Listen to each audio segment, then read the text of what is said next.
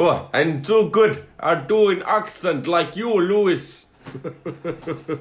My friend, your accent is how we say this back in home country. As poor as badgers. 9. My accent is number 1. I don't know what that was.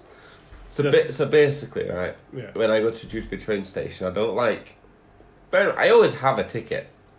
Okay, I always have a bloody ticket. I don't like going through ticket scanning things because there's always a massive queue and my time is precious. So there's a pub next door. It's called the pub next door. I can't remember what it's called now for the life of me. The pub next door. We call it the pub. So I went to the pub and it allows you to like just cut through. It's a pub that connects to the platform, so you can walk through the pub and go out the other side. So sometimes I feel a bit bad for walking through the pub, and I feel like I should buy a pint or something. Now I don't drink, so I just bought a pint of Coke. Alright, sit there, pint of Coke, please. No ice. Or sometimes I like to say on the rocks. So I get my pint of Coke with ice. Anyway, I put a nice little mouldy like lemon in there for me as well. And I hear these two blokes sat next to me like, listen, Rush, right? Rush, right, is Brexit, right? So basically, we're there at a nightclub, dancing, yeah, you and me, yeah, having loads of fun, yeah, bruv, okay? And then you say, let's leave the nightclub. And I'm like, no, we're not going to leave the nightclub, but we'll leave the nightclub anyway. So anyway, right, we tried to go to the next nightclub, but they won't let us in. So there we are, at the kebab shop. No, we can't go to the previous nightclub. They won't let us back in, and there's no nightclub to actually go to now. So that's Brexit. It's just England. We're stuck in a kebab shop. And that's Brexit in a nutshell. Well, thank you very much for your commentary on Brexit there. Yeah, well, that's Brexit, you know. There's your notes for the show, by the way. I forgot to give them to you. To be fair, there are much worse places than being stuck in a kebab shop. Well, I was something in the news. So trending on Twitter is "Bye Bye Boris." Mm-hmm. I think maybe the England Supreme Court ruled that suspending Parliament was illegal. Oh yes, it was. It was most definitely illegal. Thank you, Boris. Is he going to prison? No, because there is no comeuppance for people who have money. It's the truth of life. Are you saying he can buy his way out of going to prison? I'm not saying that he can buy his way out of going to prison. I'm just saying that there is no comeuppance for this man. Well, welcome to the first ever episode 33 of Whoniverse, a weekly Doctor Who topic show, airing every Wednesday at 7 a.m. on SoundCloud or all your favourite podcast networks, and later on in the day, YouTube.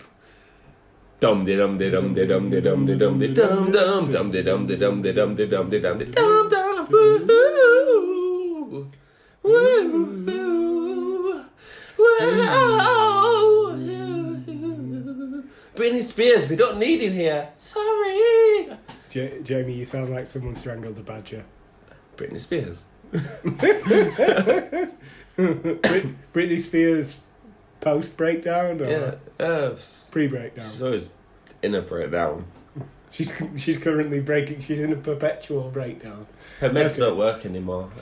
Anyway. Yeah. Okay. So let me think here. Oh yeah. So did you do your driving test? How'd that go? Shut up, Jamie. Don't want to talk about it. No, literally don't want to talk about it. Let's get on with the show. Okay. Did you listen to last week's episode of the podcast? I was involved in last week's episode. But did you listen to it afterwards? I don't think so, no. Because remember how we may or may not have forgotten to do the theme song? Yes. And I said if you went back and listened to it, you would not even notice that it was edited back around. So I basically... Did you actually edit it? I reordered the entire podcast. Yeah. Okay. And you wouldn't even believe it was an interruption where we forgot to do the show. The opening. Introduction, yeah. So, our first section is we always put out a vote to our lovely listeners, and this week's vote was no different, and it was very exciting. Who was the best companion to travel with the Ninth Doctor? It was a very close race as well. I think you'll agree, Lewis. I think I will agree. Honestly, I didn't expect the result as it landed. I know what I voted. I know Adam Mitchell. I can't believe it either. I can't believe he got 2%. Does anybody know who Adam Mitchell is? You know, did those 2% actually understand who they were voting on? I mean, I thought it was going to be more of a landslide. It was so close. It was, like 2% in it, really. 50% of the votes went to Captain Jack Harkness. I voted Jack as well. And 48% went to Rose. And let me tell you, Rose was ahead when I voted Jack. It was balancing most of the time. I actually intended on giving that poll one more push before votes finished, but I was a bit preoccupied because my son was a bit ill. But we ended up with about 300 votes on there, which it was one of our more popular votes. But it got very few comments. We got one email and one comment on there, actually. Bear in mind, if you do have a comment on any of our polls, but you don't have time to actually vote... You still didn't read my comment out on the previous poll. Because no one cares. So don't forget you can email into us at thewhoniverseshow@gmail.com. So we got an email from Emma Harrington. Oh, Harrington. Hello, Emma Harrington. How are you today? Sounds very, very proper. Very proper. A lady Emma. It's not Harrington. a proper email. Oh, is it not? Rose is beautiful. A strong female lead for the show, and in the reason I am so open sexually after watching her Call Girl series. Love her to bits. Do you want to give it a second read? Okay, yeah, I probably should. So Rose is beautiful, a strong female lead for the show, and is the reason I'm so open sexually after watching her Call Girl series. Love her to bits. So you're saying she was a great companion because she was in a show about Secret Diaries of a Call Girl or something? Yeah, so a hooker. So nothing to do with Doctor Who whatsoever, Emma Harrington. And I don't think she sounds like how you're put. It's the name Harrington. It sounds a bit posh. I'll read it. Okay, I want to try and read it out. I'm going to read it out by how she looks like in my head. Okay, go on. Sorry about this, Emma Harrington. Rose is beautiful. A strong female lead for the show. And if it so open sexually. I don't a Call Girl series. Left her to bits. That sounds like a Batman villain. Some form of Batman villain. Oh, the pig. What were you going with? Oh, is that? Yeah, but it's PYG. Okay. And he listens to classical music whilst he kills people. Okay. Sorry about that, Emma. Mm-hmm. We are seeking professional help for Jamie. Okay, so moving on then. Yeah. Comment from tea. Thank you. Some biscuits. Thank you. Who are you talking to, Jamie?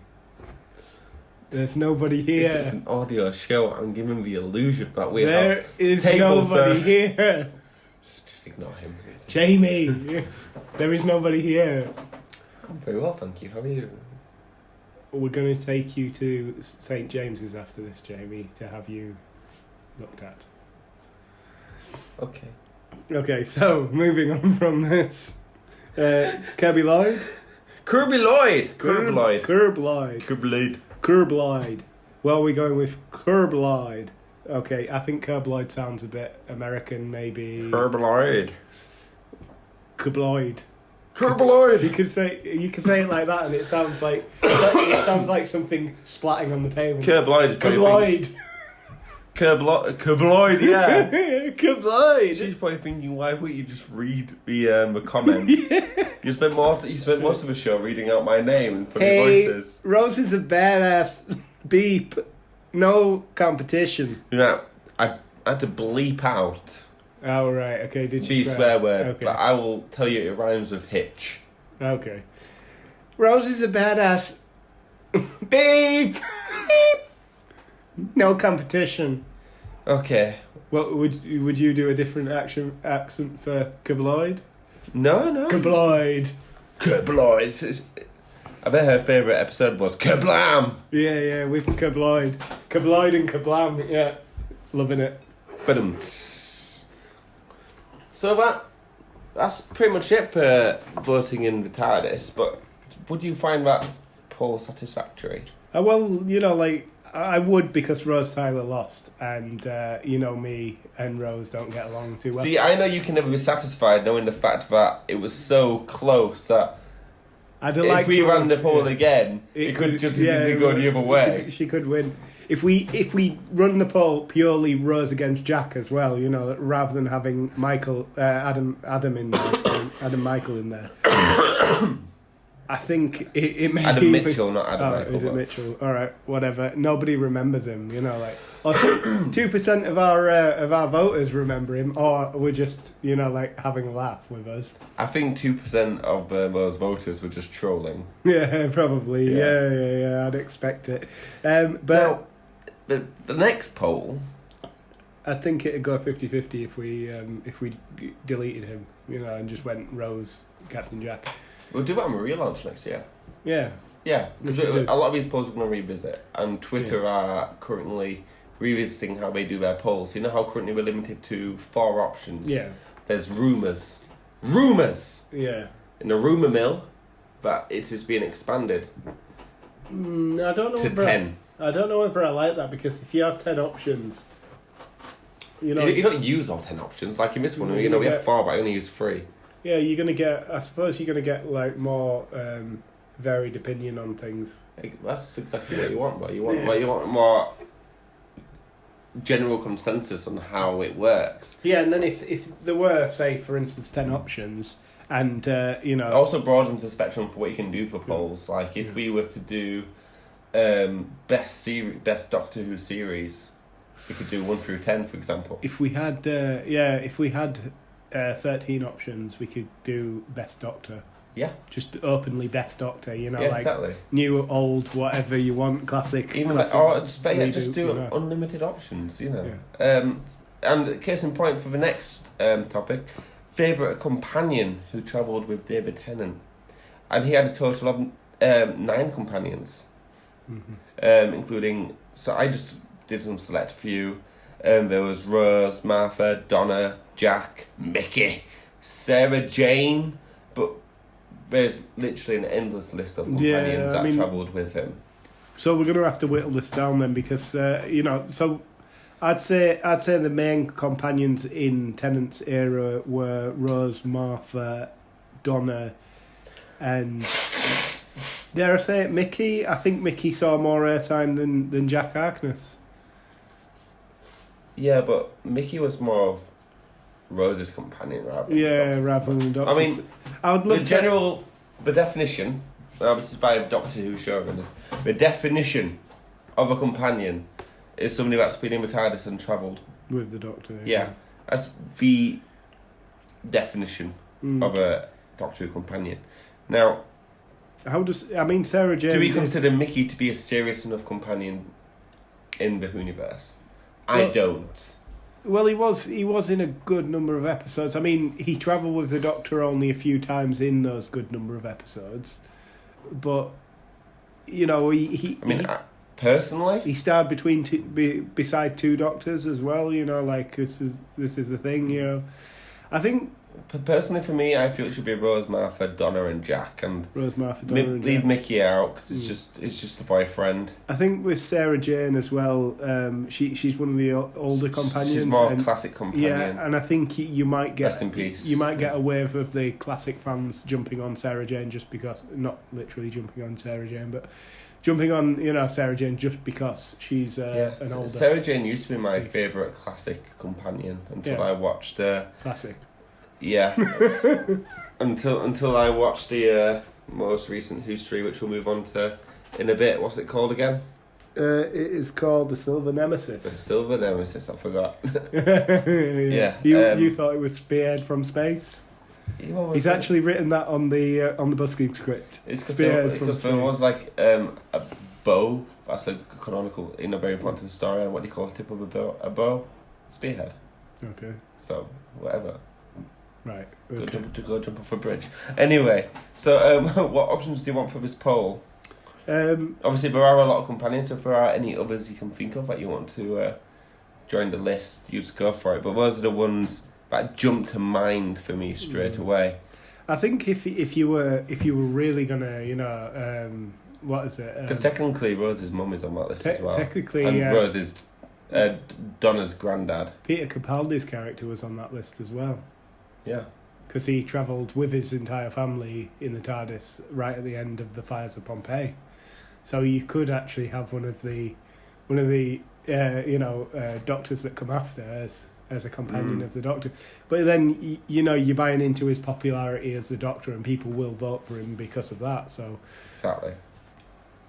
I think at the end of the day, I think Rose, Martha, Donna, and probably Jack, as you say, because Jack's such a popular character as well, that it'll make the poll more interesting. I think if we put... I think people were complaining if left Jack out as well. I think Rose, Martha, Donna and Mickey, or Rose, Martha, Donna and Sarah would result in an absolute landslide for Rose.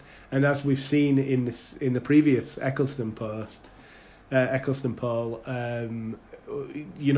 Jack and Rose have a decent amount of popularity. I think Martha and Donna's going to throw a spanner into the works as well, and it's really going to split it even more.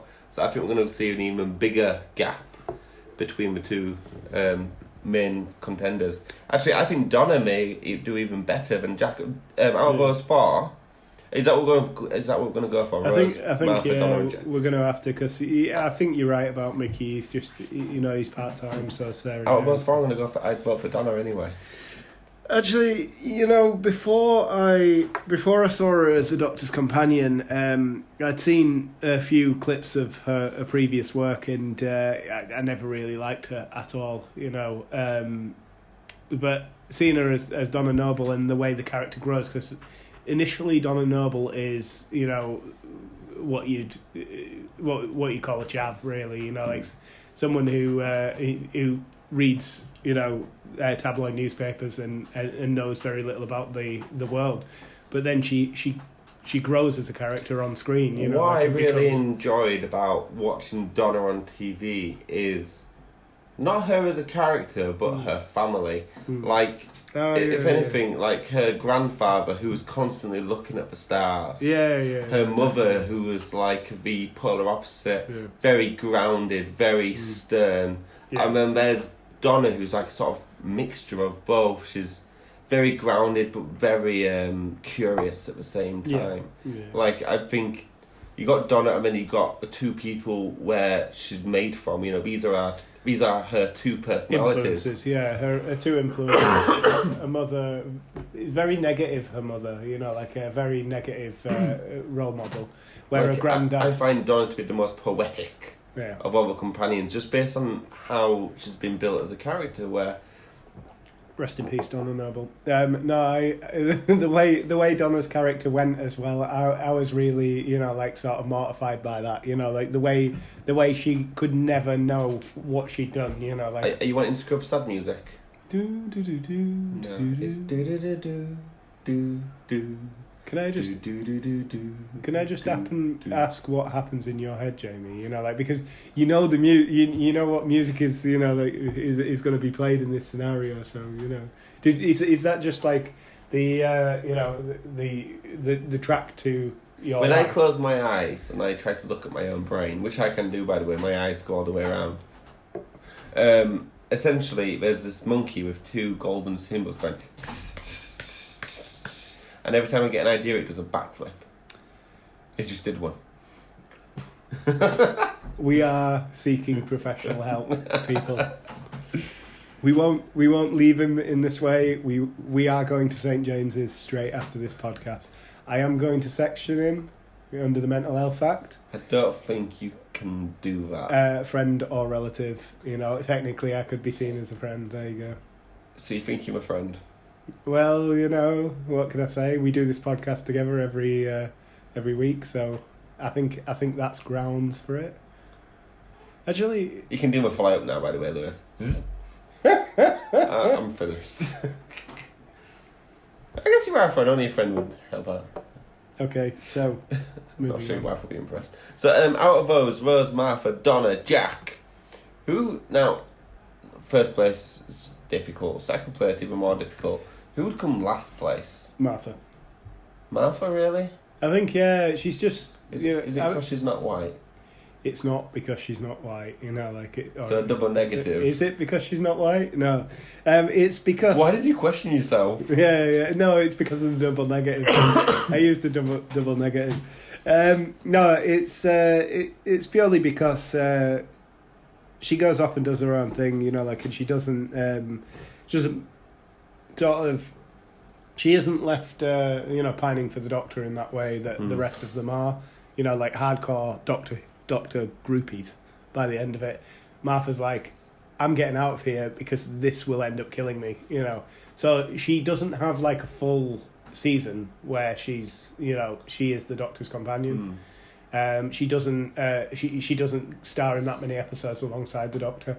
But she does come back into it quite a few times, just to do a one episode here, one episode there. There's that where the planets are being kidnapped and she gets the, what's that key called? The Oscar Hagen Key or whatever it's called. No idea what that is. Where it blows up the planet basically if humanity. What? Yeah. She does that bit. She travels to Germany and the Daleks are speaking German. I was so impressed with that episode. I was loving it. That's exterminate in German. I have no idea. I can't. I can look it up on my phone, but like the German, the Daleks are speaking German in that. What episode is this again? It might be even called the Oscar Hagen Key, but I don't know. It's the episode. It's like the. Brian, have you seen this episode? I don't know. I don't even know anything about Doctor Who. I went to Germany on holiday. Brian's not here, Jamie. That was Brian. That wasn't Brian. We apologise to Brian, and No, I've some tea cakes, thank you. Jamie, there's no one here. Can I have some scones, please? No current. Show me where they touched you, Jamie. Here. I'm here. Okay. Can you hear me? So, it's a really good episode. You should rewatch it. It's Tennant's era. It is it's near the finale, where Donna. I need to rewatch all Tennants too, anyway. Yeah, where I think what I want to do at some point is, after when Jodie Whittaker's series starts up again. Yeah. Once because that's when we're gonna have a break from Who's Who. I'm gonna review each Doctor Who episode. As it said. I think after that's done, it'd be good to rewatch New Who again. Yeah. As history. And then go back to classic again. I've literally just finished New Who, completed, the entire thing. Well, you're gonna be watching it again soon. And as a Whovian. Yay! And this is why I'm quite fresh on Tennant's episodes. I didn't watch it in order or anything. No, I watched it in the order that I'd like to see it, and that was it. Because I don't think... Is there any better way to watch... Well, Tennant's Doctor, you don't really need to watch them in order. No, exactly. With Matt Smith's, you kind of do. I don't think even Smith's, you need to watch in order. They are linear in certain aspects, as long as you watch the linear parts, because there's not every episode links in, like you might think. Like the one in the, what's it called? The one with handles, where you introduce the handles with the fairground in space. Yeah, it's A Nightmare in Silver, isn't it? Yeah, the one written by Neil Gaiman. Yeah, it's Neil Gaiman's Nightmare in Silver. Yeah, I watched that. That was possibly one of the last few that I watched. But I watched Capaldi first, and then I watched Whittaker in between because it was coming out at the time. Went back, watched Tennant. No, watched Eccleston, then Tennant, and then Smith. I regret about all the seasons that were released. I didn't buy the steel boxes. I just bought a regular edition. Yeah. Of the box sets. And as a collector, why would I do that? Well, why didn't I just get the steel box edition? Why, Jamie? Why? And now those steel box editions are worth a lot of money. Yeah. It's alright, I'm getting off Doctor Who, the collection. Mm-hmm. Can't say that. Anyway, so moving on to Nubian Who's now. Beep, beep. Yeah, we've got nothing. I've got something. So basically, it's been 9 months since we got Bridget Doon news. Oh yeah. Really? It's been that long since the. It's been 9 months. Really? Since they released that one photo of Jodie Whittaker and the Judoon face to face. And it makes you wonder why hasn't been... There's been no official news released since then. Everything else that's been released has been speculation. Mm-hmm. Yeah. So I wonder why that is. Do you think we're finally getting a very close-knitted story, coherent, going through an entire series? Well, it is definitely possible because, as you say, they're being very hush about the story. But saying that, they never really give away too much. I mean, you might get a scene here.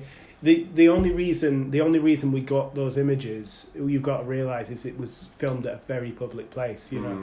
This is the thing. So either way, we're either getting a decent, coherent storyline. It's a bit like when there was that new Joaquin Phoenix Joker film coming out soon. And they filmed in a very public place, and some members of the public got onto the set and started taking pictures of Joaquin Phoenix and his makeup and stuff. So they had to release an impromptu trailer. Yeah, straight away to filter out any negative press and say, this is it's like a slow motion image of just the Joker just staring at the screen, just being crazy. Nice. But that's basically it for Newbie News Network. Well, it's just a quick bit here. It's news that BBC are just very tight right now. Yeah. Well, no, they're always very tight on releasing anything. So Eccleston apparently turned down the 50th anniversary. I remember we were talking a little while back. We know why now. Well, yeah, exactly. You can imagine he's had his beef with the BBC and the BBC. It's not even that. As noted in his new book, Bag of Bones, whatever his new book is called. Bag of Bones. Yeah. Is it The Bones of Me or something like that? Yeah. The Bones, it's something like that. I wasn't even making a joke, Bag of Bones. You just generally thought it was. Yeah. One of the reasons he couldn't do it is because psychologically he wasn't in a good place. At the time, yeah. He'd recently divorced from his wife, he was having health problems. Yeah. He was also having suicidal thoughts where he generally thought he was going to die. Yeah. And so he actually checked himself into, for psychiatric help, so, it's very rare that a bloke as well would go and seek out that sort of help. I know I couldn't as a bloke. Yeah. It's kind of embarrassing. It's kind of he did mention that. Emasculating, yeah. He did mention that, but why? I mean, why do we feel this way? We shouldn't feel this way. The thing is, we should be able to. It's a culture, though. Like, it is. If you Google domestic violence and you pop that into Google, all the links that pop up first are all women's help pages, but there's nothing really there for men and domestic violence. I'm not like calling out for help or anything. I did wonder, Jamie, but no, yeah, I get where you're coming from. But there are many cases where the wife is actually beating on the man. Yeah, so there is a charity called what's it called? No idea, mate. That's the thing. There aren't any. Yeah. No, but there are some. I can't remember what it's called, but it's where you do this. Look at me. It's like that. No, okay. What? Okay, I can't remember. But there are places to go to, and I've got another piece of Doctor Who news as well, Lewis. Yeah. So Eccleston's book, he sent loads of signed copies out to bookstores all over England. Oh hell! And some of us even went to Waterstones. Oh. So I'm going to go to Waterstones after this podcast and see if I can get a copy. See if you can get a copy of it. Yeah, because we're selling them at regular price. Yeah. You go and say, have you got an autograph copy? Yeah. And sometimes I have it. I've got an autograph copy of Vox at home. So, that's it for Newbie News Network.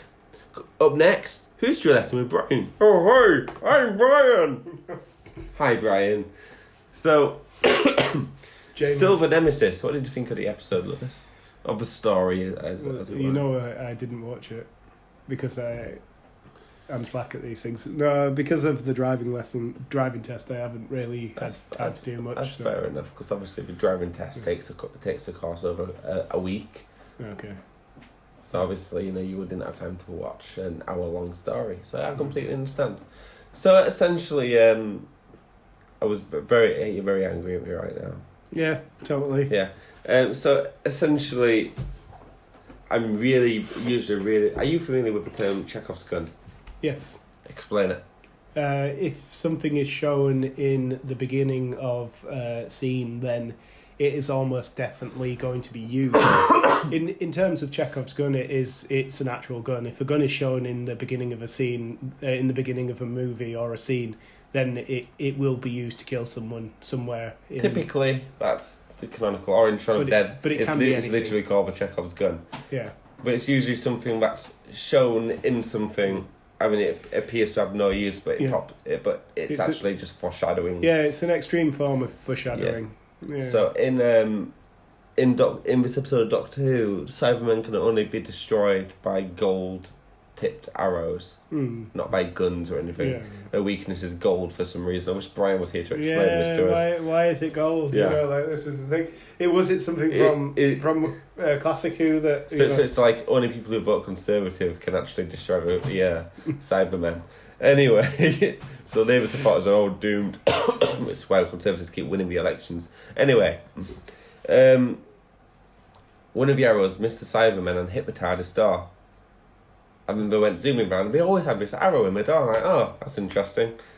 I wonder if it's going to be there for the rest of the series as well.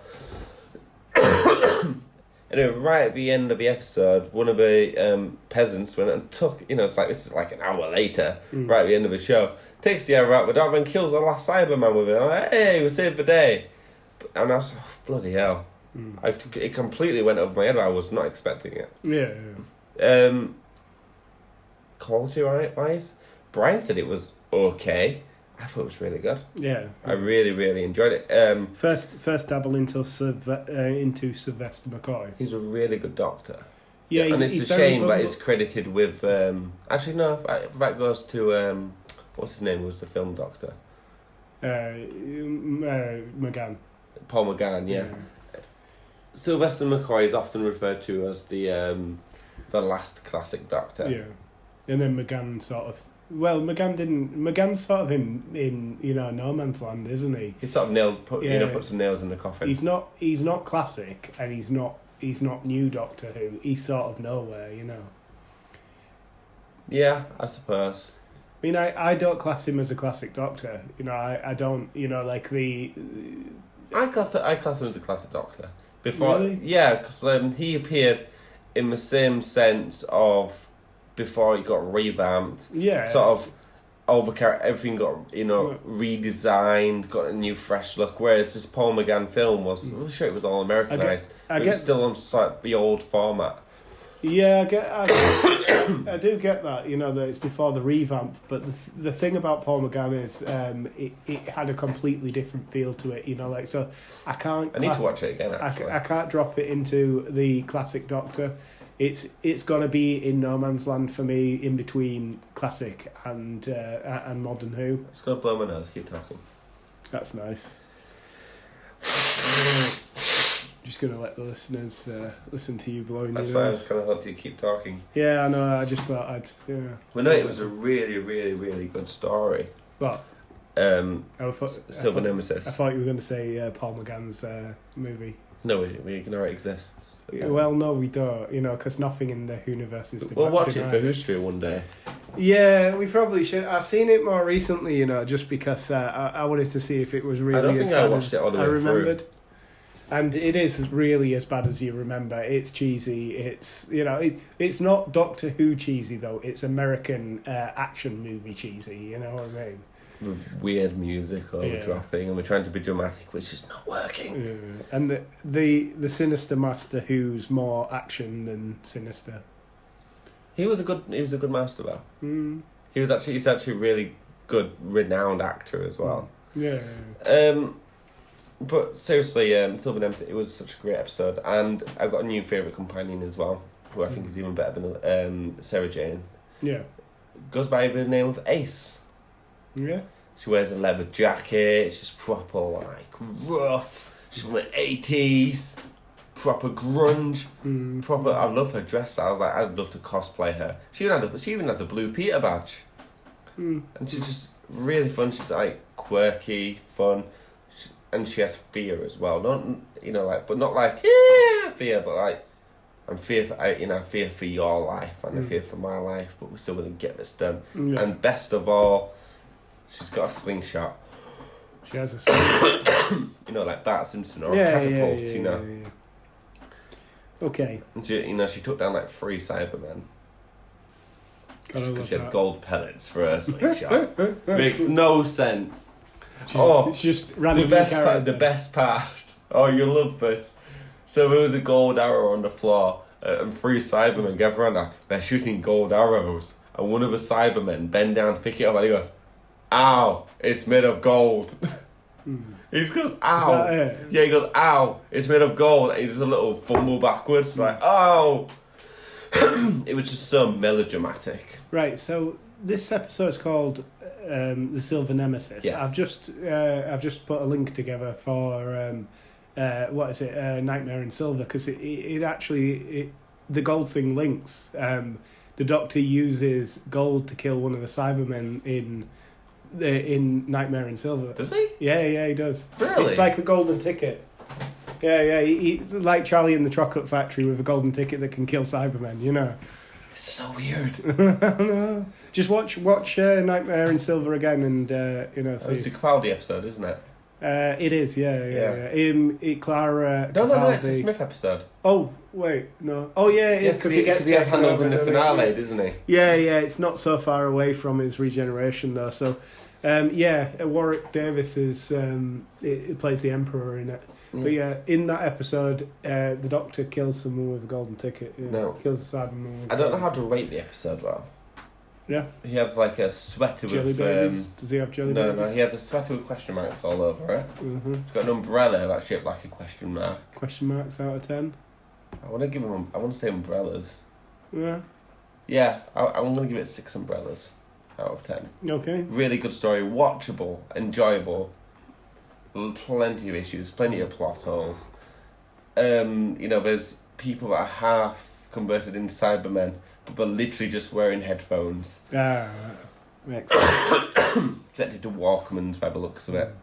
Yeah. There's really good music sessions where we're listening to jazz, and she's recorded it onto a cassette tape. She gets a cassette tape signed, and then they intercept a Cyberman transmission from the main army outside Earth, and we just played jazz to all the Cybermen. Nice. And it's just a really fun, quirky episode. It's not serious. It's not an episode you take too serious. It's just a fun episode. Well, Sylvester McCoy's Doctor, from what I've seen of him, he does seem like a more bumbly Doctor, like Troughton. Troughton, Pat Troughton. Sylvester McCoy. Sylvester McCoy's Doctor. He's a lot back. A lot like Patrick Troughton. Yeah, it's a throwback to Patrick Troughton's days of being quite bumbly. Like that's it. Well, that's how our Doctors are. So that's how Matt Smith was. That's actually how Jodie Whittaker is. But not all of the Doctors are like that. Jodie Whittaker, I don't think has shown signs of being bumbly. She's competent. She's more like Tennant in the way that Tennant was competent. Like he knows what he's going to do and he does it. I don't feel like Jodie Whittaker's like that. I feel like I get a vibe that she makes it up as she goes along. Yeah. Yeah, I really do. I get the vibe she's more competent in what she's doing. Like Eccleston's Doctor, for instance, as well. He was more competent in what he was doing. He was very serious. Very serious. Matt Smith's Doctor, though, was completely making it up as he was going along. Look at me, I'm a target. Yeah, exactly. Yeah. There are Doctors that are this sort of bumbly Doctor, and there are Doctors who become more serious. And what's that episode of Doctor Who that you got me on DVD? It's the one with what's his name in it? That comedian. Yeah, Alexi Sale. That's it. I don't know. It was a Colin Baker episode. I'm not 100% sure. Want to watch that one next? We could do. Yeah. Brian's not here next week, is he? Yeah, and you've got that on DVD. So exactly. When you get home tonight, just tell us about it, and I'll sort it. Yeah, I'll text you the title. Right. So we'll watch that one next week. Whatever the episode's called. Yeah, apparently it's not so good, so Brian says, but it's good. It'd be good to watch a bad episode. And Alexa Sale's definitely going to be funny in it because he was a top comedian. You say that, but you can only be as funny as the writers when it's TV. Yeah, I know, but like Doctor Who's got like a long-standing tradition of improv. Like of bits just being left in because it was funny or because it made sense to the storyline. Or because couldn't afford to take it out. Yeah. It's like, we got to use more tape. God damn it. Yeah. We don't have the resources to be able to do this. So that moves us on to Gallifrey and Gabble. Right. So. Remember, you too can email us at thewhoniverseshow@gmail.com. So we got an email here from Joshua Parker. Joshua Parker, isn't that Hannah's little brother? Who's Hannah? We used to work with her. Okay, and alright. Oh yeah, I know you. Or older brother, I don't know. If you could be one character from Doctor Who, excluding the Doctor, who would you be and why? I want that in an accent, sorry. I don't recognise that question. We don't do accents in Gallifrey and Gabble. No, we do. We do accents. No, we don't. Alright. Well, you just choose to go AWOL when I'm not here. Yeah, well, the listeners like it, so why not? We'll do it in one section. We can't just do accents. We certainly can. We can. If you could be one character from Doctor Who, excluding the Doctor, who would you be and why? If I could be one character, let me see. This is very difficult because there are a lot to choose from, and who would you be? I would probably be, and this is probably saying way too much about me. I'd probably be Captain Jack Harkness just because he's so free.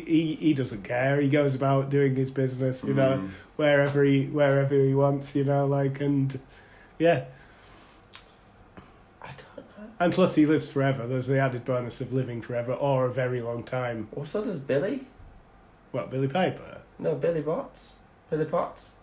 Billy Potts, yeah, but not in the same way. She just becomes part of the that entity. What's it called again? The pilot. No. She goes and becomes the pilot of that ship, doesn't she?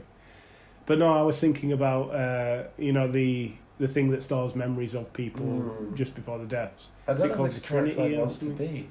I'd want to be immortal. You'd want to be... Oh, then a Shielder. But she's so young. Yeah. I wouldn't want to be trapped in a kid's body for the rest of my life. I suppose there's that. Oh, forever. Yeah, and the problem with immortality is you watch everything around you die and... I wouldn't mind that. You make new friends. The stars burning out and all that sort of thing, Here's what I'd want. I'd want to be River Song. River Song? But in her first regeneration. And to go through all the regenerations as a Time Lord. We only really saw her regenerate twice. So, in terms of is that it for a part-time Lord? Is it that she only gets those two regenerations, and the third form is what she gets stuck with? It's an interesting thing to explore. Is River going to come back into it? Regenerated River. Who's River's dad again? Rory. Come on, man. She's not a part-time Lord. No, she isn't. But you just said she's part-time Lord, so I'm trying to think of... Did I miss something? She's got a triple helix gene. The Doctor and Time Lords have quadruple helix genes. Her DNA was messed up by her parent being conceived. Time travel. Yeah, conceived in the TARDIS. So, she has. She is like, in essence, she's like part-time Lord. She can regenerate. So, I'm counting her as part-time Lord. I'm thinking that I want to be a full-time Lord. Yeah, of course you want to be a full-time Lord. I'm trying to name one character that's full-time Lord. I don't Rassilon. The Master, the Doctor. I don't want to be the Master. The drums. The drums that do your head in, wouldn't they? I just want to be one of the nice Time Lords. Why do you want to be a nice Time Lord? You could be an evil Time Lord. I don't want to be evil. Who else have we got in the Time Lord thingy? I want to be extra number 2 on Gallifrey. Yeah, just someone on Gallifrey. That's it. Preferably that's still in the first regeneration. Yeah. So you've got all your regenerations. Actually, I think Brian mentioned Romana is a Time Lord. Yes, Romana is a Time Lord. I want to be Romana. She's a young Time Lord, though. She's only 126 in the City of Death. It's assumed she's on her first regeneration. Yeah. Well, she's on her first life, so she hasn't even regenerated yet. Well, William Hartnell's regeneration is somewhere in the remit of 200 to 300 years, I believe. I'm not 100%. But you can't just base that on like the average lifespan of a dude. No, but we're going off of data that we've got. You know, like if we go off data that we've got, then we can imagine she's halfway through her first regeneration, if that is the case. Well, let's just assume she's not regenerated yet. That's yeah, who so I want to be Romana. Okay. I'm Romana. What toppings would you like? It's pepperoni. Well, pepperoni, bit of mozzarella, that sort of thing. Goat's cheese on pizza is delicious. Did I mention that Romana is a pizza base? Yeah, you bring it up every time you mention it. Sorry, Romana. So, I'm Romana, and who are you again? I would be Jack Harkness. Romana and Jack Harkness in a tree. Fuckking. The problem with Jack, though, is he doesn't have any regenerations. You get to be the face of Bo. Well, do I? Do I really? Is that really what Harkness becomes? It's not really confirmed, but let's just assume it's true. Yeah, so I become the face of Bo over millions of years. Well, there's a long-standing theory. I mean, John Barrowman did voice him, so... Did he? No, I have no idea. Yeah. When I say things, people just hang on to what I say. Yeah, but I mean, you don't expect detritus to come out of your mouth. Yeah, that's true. So that's it for the show. Well, that's it for this week. Don't forget you can follow us on Whoniverse Show on Twitter. And follow us individually from the links in the Twitter bio. Yeah, so... this today's Brian. He should... Brian's do it in a Brian voice, then. Oh, that's Beach 007 for me. Watson's musings for Jamie. And Lewis, you can follow in real life. Really don't. I like waffles. I also like the logo made by Zit Farm, wherever you are. Oh, I want some of that Zit. With a tummy full of sweet Zit juice. Zit juice. Oh, yeah. You've been listening to Whovie and Whoniverse. Have a week! Shut up, Lewis. You should have. Love you. Yeah, I want some tea, thank you.